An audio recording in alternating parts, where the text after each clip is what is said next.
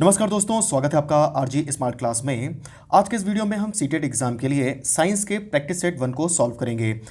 ये practice set बहुत ही important है क्योंकि इसमें जितने भी क्वेश्चन हैं सब एनसीईआरटी की बुक से ही लिए गए हैं, तो इसलिए इस प्रैक्टिस सेट को आप पूरा जरूर सॉल्व करिएगा। और ये वीडियो आपको अच्छा लगे तो इसे लाइक करिएगा, शेयर करिएगा और कमेंट करके जरूर बताइएगा कि वीडियो आपको कैसा लगा। अगर आप इस वीडियो का पीडीएफ डाउनलोड करना चाहते हैं तो आप हमारे टेलीग्राम चैनल से डाउनलोड कर सकते हैं। टेलीग्राम चैनल का लिंक डिस्क्रिप्शन में दिया हुआ है। तो चलिए शुरू करते हैं। आज का पहला प्रश्न है, मनुष्य के शरीर में सर्वाधिक मात्रा में पाया जाने वाला तत्व है ऑक्सीजन, कार्बन, आयरन या नाइट्रोजन। तो इस प्रश्न का सही उत्तर है ऑप्शन ए, ऑक्सीजन। ठीक है, मनुष्य के शरीर में सर्वाधिक मात्रा में जो पाया जाने वाला तत्व है वो ऑक्सीजन है। और मनुष्य का जो शरीर है वो 36 जो है 36 तत्वों से मिलकर जो है बना होता है, जिसमें सर्वाधिक मात्रा में ऑक्सीजन होता है और लगभग मनुष्य के शरीर में 62% ऑक्सीजन पाई जाती है। मनुष्य के शरीर में दूसरा जो सर्वाधिक मात्रा में पाया जाने वाला तत्व है वो है कार्बन, जिसका परसेंटेज होता है 20%। और उसके बाद हाइड्रोजन है 10% और उसके बाद में नाइट्रोजन है 3%। ठीक है, तो हमारा उत्तर जो है वो हो जाएगा ऑक्सीजन। और याद रखेंगे मनुष्य के शरीर में जो है वो लगभग जो है 62% जो ऑक्सीजन है वो पाई जाती है। अगला प्रश्न है, मनुष्य की जीभ के किस क्षेत्र तक तीखेपन की संवेदना सीमित रहती है? अगला भाग, पिछला भाग, किनारों पर या मध्य भाग? बहुत इंपॉर्टेंट क्वेश्चन है ये। तो इस प्रश्न का जो सही उत्तर है वो है ऑप्शन बी, पिछला भाग। ठीक है, याद रखेंगे मनुष्य की जीभ का जो पिछला भाग है तो वहाँ पर जो है तीखेपन की जो संवेदना है वो सीमित रहती है। अगर मनुष्य की जीभ के अगले भाग की हम बात करें तो मनुष्य की जीभ का जो अगला भाग होता है तो वो मीठे के प्रति जो है संवेदनशील होता है। और जबकि जो जीभ का किनारा होता है, ठीक है, जो जीभ के किनारे होते हैं तो वहाँ पर जो खट्टा स्वाद है वो जो है उसकी अनुभूति होती है। ठीक है, अगला प्रश्न है, खाद्य पदार्थों को अधिक समय तक पकाना नहीं चाहिए। तो खाद्य पदार्थों को अधिक समय तक क्यों नहीं पकाना चाहिए? ऑप्शन आपके सामने है, तेल के वाष्पीकरण से आंतरिक प्रदूषण होता है, बेंजीपायरिन का निर्माण होता है, भोजन के पोषक तत्व नष्ट हो जाते हैं या तेल की हानि होती है। तो इस प्रश्न का जो सही उत्तर है वो है आपका ऑप्शन बी, बेंजीपायरिन का निर्माण होता है। ठीक है, याद रखेंगे जो खाद्य पदार्थ हैं उनको अधिक समय तक नहीं पकाना चाहिए क्योंकि ऐसा करने से उनमें बेंजीपायरिन का निर्माण होता है और जो बेंजीपायरिन है ये कैंसर जनक जो है तत्व है। ठीक है ना, बढ़ते हैं अगले प्रश्न की तरफ। अगला प्रश्न है, कौन सा तत्व 14 वर्ष तक के बच्चों के लिए सर्वाधिक आवश्यक होता है? प्रोटीन, दूध, विटामिन या वसा? तो प्रश्न का सही उत्तर है ऑप्शन ए, प्रोटीन। याद रखेंगे 14 वर्ष तक के जो बच्चे हैं तो उनके लिए सर्वाधिक जो आवश्यक तत्व होता है वो होता है प्रोटीन। बढ़ते हैं अगले प्रश्न की तरफ। अगला प्रश्न कि किस खाद्य पदार्थ में आयरन की प्रचुरता होती है? चावल, सेब, दाल या गेहूं?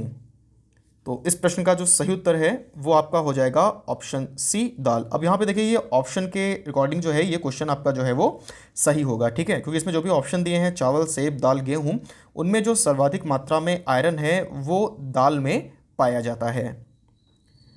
नेक्स्ट क्वेश्चन है कि किसी वयस्क मनुष्य में कितने चवर्णक होते हैं? ठीक है, किसी वयस्क मनुष्य में कितने चवर्णक होते हैं? ऑप्शन आपके सामने है 9, 10, 11 या 12। तो इस प्रश्न का जो सही उत्तर है वो है आपका ऑप्शन डी, 12। ठीक है, वयस्क जो मनुष्य है उसमें 12 चवर्णक जो हैं वो पाए जाते हैं। अगला प्रश्न है, एंजाइम क्या होते हैं? सूक्ष्मजीव, प्रोटीन, अकार्बनिक यौगिक या फफूंद? तो सही उत्तर है ऑप्शन बी, प्रोटीन। ठीक है, एंजाइम जो हैं वो मुख्य रूप से प्रोटीन होते हैं और इसके अलावा जो एंजाइम है ये एक प्रकार का कार्बनिक पदार्थ होता है जो कि जर्मनी के जो वैज्ञानिक थे उनका नाम था कोहने। ठीक है, उनके द्वारा इसकी खोज जो है वो की गई थी। बढ़ते हैं अगले प्रश्न की तरफ। अगला प्रश्न है कि एंजाइम के प्रोटीन भाग को क्या कहा जाता है? बहुत इंपॉर्टेंट क्वेश्चन है ये। एंजाइम के प्रोटीन भाग को क्या कहा जाता है? Iso enzyme, holo enzyme, apo enzyme या फिर इनमें से कोई नहीं? तो इस प्रश्न का सही उत्तर है option C, apoenzyme. Enzyme का जो प्रोटीन वाला भाग होता है उसे एपो एंजाइम कहा जाता है। नेक्स्ट क्वेश्चन है, डायस्टेप एंजाइम का स्रोत होता है अमाशय, लार ग्रंथि, यकृत या अग्नाशय? ठीक है, जो डायस्टेज एंजाइम है उसका स्रोत क्या होता है? तो प्रश्न का सही उत्तर है ऑप्शन बी, लार ग्रंथि। ठीक है, जो लार ग्रंथियां होती हैं तो वो डायस्टेज एंजाइम का स्रोत होती हैं। नेक्स्ट क्वेश्चन है कि दूध में सर्वाधिक मात्रा में पाया जाने वाला तत्व है जल, वसा, खनिज या शर्करा। जल में दूध में सर्वाधिक मात्रा में जो पाया जाने वाला तत्व है वो है ऑप्शन ए, जल। और याद रखेंगे दूध में जो है वो लगभग 90% जो है वो जल पाया जाता है। नेक्स्ट क्वेश्चन है कि कौन सा एंजाइम प्रोटीन को पेप्टोन में परिवर्तित करता है? पेप्सिन, ट्रिप्सिन, एरोप्सिन या फिर इनमें से कोई नहीं। बहुत इंपॉर्टेंट क्वेश्चन है ये कि ऐसा कौन सा एंजाइम है जो प्रोटीन को पेप्टोन में परिवर्तित करता है। तो इस प्रश्न का जो सही उत्तर है वो है आपका ऑप्शन ए, पेप्सिन। पेप्सिन जो एंजाइम है वो प्रोटीन को पेप्टोन में परिवर्तित करता है। अगला प्रश्न है कि किसके द्वारा ऊर्जा नहीं प्राप्त होती है? प्रोटीन, विटामिन, वसा या कार्बोहाइड्रेट। ठीक है, तो किसके द्वारा ऊर्जा नहीं प्राप्त होती है? तो इस प्रश्न का सही उत्तर है ऑप्शन बी, विटामिन। विटामिन के द्वारा जो है वो शरीर को ऊर्जा नहीं प्राप्त होती है। अगला प्रश्न है निम्नलिखित में से कौन सा विटामिन है? ठीक है, निम्नलिखित में से जो है वो कौन सा विटामिन है? ऑप्शन आपके सामने है, राइबोफ्लेविन, कैरोटीन, एड्रेनालिन या फिर इनमें से कोई नहीं। तो इस प्रश्न का जो सही उत्तर है वो है आपका ऑप्शन ए, राइबोफ्लेविन। ठीक है, याद रखेंगे जो राइबोफ्लेविन है ये जो है विटामिन है और ये विटामिन जो B2 है उसका रासायनिक नाम होता है। ठीक है, याद रखेंगे राइबोफ्लेविन जो है ये विटामिन B2 का रासायनिक नाम होता है। कैरोटीन जो इसमें है वो प्रोटीन है, जबकि जो इसमें एड्रेनालिन है ये आपको पता होगा ये हार्मोन है। नेक्स्ट क्वेश्चन है सूर्य के प्रकाश से शरीर में किस विटामिन का निर्माण होता है? Vitamin C, vitamin D, vitamin A या विटामिन बी। तो सही उत्तर है ऑप्शन बी, विटामिन डी। सूर्य के प्रकाश से शरीर में विटामिन डी का निर्माण होता है। अगला प्रश्न है किस विटामिन का निर्माण शरीर में सर्वाधिक तीव्रता से होता है? बहुत इंपॉर्टेंट क्वेश्चन है ये। किस विटामिन का निर्माण शरीर में सर्वाधिक तीव्रता से होता है? ऑप्शन आपके सामने है, vitamin C, vitamin D, vitamin A या विटामिन बी। तो इस प्रश्न का सही उत्तर हो जाएगा आपका option B, vitamin D. Vitamin D का जो निर्माण है वो शरीर में सर्वाधिक तीव्रता से होता है। अगला प्रश्न है कि सब्जियां किस तत्व की अधिकता के कारण जल्दी खराब होती हैं? शर्करा, जल, एंजाइम या विटामिन। तो प्रश्न का सही उत्तर है ऑप्शन बी, जल। सब्जियां जो हैं वो जल की अधिकता के कारण जो है वो जल्दी खराब हो जाती हैं। नेक्स्ट क्वेश्चन है दाल किस तत्व का स्रोत होती हैं? कार्बोहाइड्रेट, प्रोटीन, वसा या विटामिन। दाल जो है वो किस तत्व का स्रोत होती हैं? तो प्रश्न का सही उत्तर है ऑप्शन बी, प्रोटीन। दालें जो हैं वो प्रोटीन का सर्वोत्तम स्रोत होती हैं और याद रखेंगे कि दालों में लगभग 25% प्रोटीन पाया जाता है। ठीक है, नेक्स्ट क्वेश्चन है कि सब्जियों को धुलने से कौन सा विटामिन समाप्त हो जाता है? विटामिन सी, विटामिन के, विटामिन ए या विटामिन बी। तो इस प्रश्न का जो सही उत्तर है वो है आपका ऑप्शन ए, विटामिन सी। ठीक है, सब्जियों को धुलने से जो विटामिन सी है वो समाप्त हो जाता है। आपको पता होगा कि जो विटामिन ए, डी, ई, के, ठीक है ना, विटामिन जो ए, डी, के हैं और ये जो है वसा में घुलनशील होते हैं, जबकि विटामिन बी और जो सी हैं ये जो है जल में घुलनशील होते हैं। ठीक है, तो सब्जियों को धुलने से याद रखेंगे जो विटामिन सी है वो नष्ट हो जाता है। अगला प्रश्न है कि सर्वाधिक विटामिन सी किस में पाया जाता है? केला, आंवला, सेब या नींबू। तो इस प्रश्न का जो सही उत्तर है वो है आपका ऑप्शन बी, आंवला। ठीक है, सर्वाधिक जो विटामिन सी है वो आंवला में पाया जाता है। नेक्स्ट क्वेश्चन है कि शरीर की सबसे बड़ी ग्रंथि होती है यकृत, तंत्रिका, अमाशय या हृदय। ठीक है, तो इस प्रश्न का जो सही उत्तर है वो है आपका ऑप्शन ए, शरीर की सबसे बड़ी ग्रंथि यकृत यानी कि लिवर होती है। नेक्स्ट क्वेश्चन है दूध में किन तत्वों की कमी होती है? ये बहुत इंपॉर्टेंट क्वेश्चन है, ध्यान दीजिएगा। दूध में किन तत्वों की कमी होती है? मैग्नीशियम एवं विटामिन डी, आयरन एवं विटामिन सी, कैल्शियम एवं विटामिन सी या आयरन एवं विटामिन बी। तो इस प्रश्न का सही उत्तर है ऑप्शन बी, आयरन एवं विटामिन सी।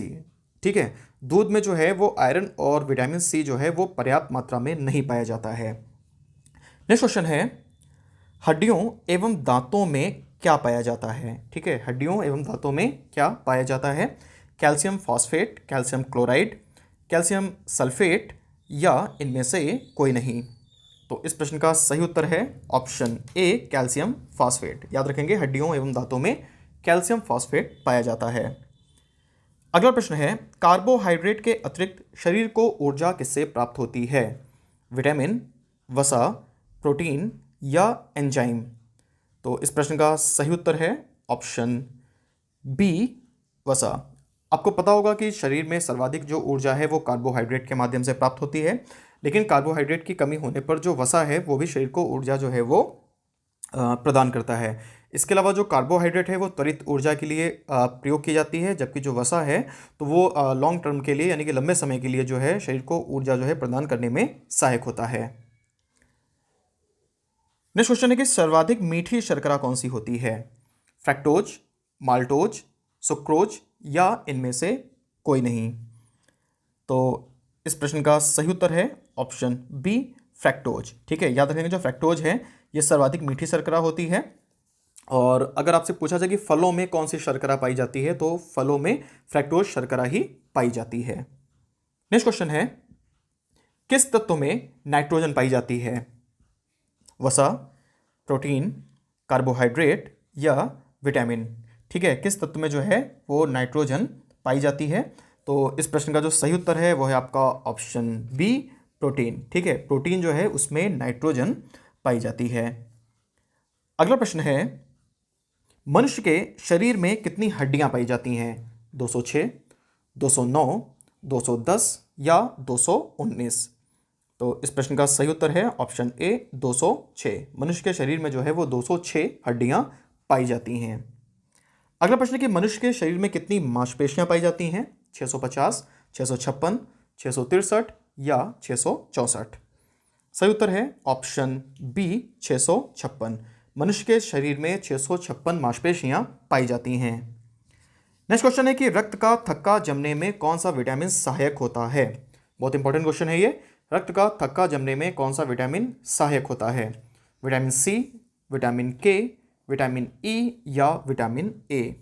सही उत्तर है ऑप्शन बी, विटामिन के।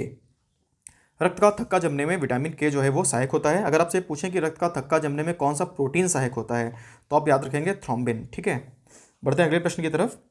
अगला प्रश्न है कि हृदय का मुख्य कार्य क्या होता है? ऑक्सीजन का परिवहन, कार्बन डाइऑक्साइड का परिवहन, शरीर के सभी अंगों में रक्त का परिवहन या प्रोटीन का परिवहन? तो प्रश्न का सही उत्तर है ऑप्शन सी, शरीर के सभी अंगों में रक्त का परिवहन। नेक्स्ट क्वेश्चन है कि रक्त के माध्यम से ऑक्सीजन ले जाने का कार्य किस प्रोटीन के द्वारा होता है? बहुत इंपॉर्टेंट क्वेश्चन है ये। रक्त के माध्यम से ऑक्सीजन ले जाने का कार्य किस प्रोटीन के द्वारा होता है? थ्रोम्बिन, हीमोग्लोबिन, इंसुलिन या फिर इनमें से कोई नहीं? सही उत्तर है ऑप्शन बी, हीमोग्लोबिन। तो फ्रेंड्स, अगर आपको ये वीडियो पसंद आया तो हमारे चैनल को सब्सक्राइब करना ना भूलें, वीडियो को लाइक करें और शेयर करें ताकि हम इस तरह के और वीडियोस बनाते रहें। आपको ये वीडियो कैसा लगा कमेंट में जरूर बताएं। तो आज के लिए इतना ही। देखते रहिए आरजे स्मार्ट क्लास। धन्यवाद।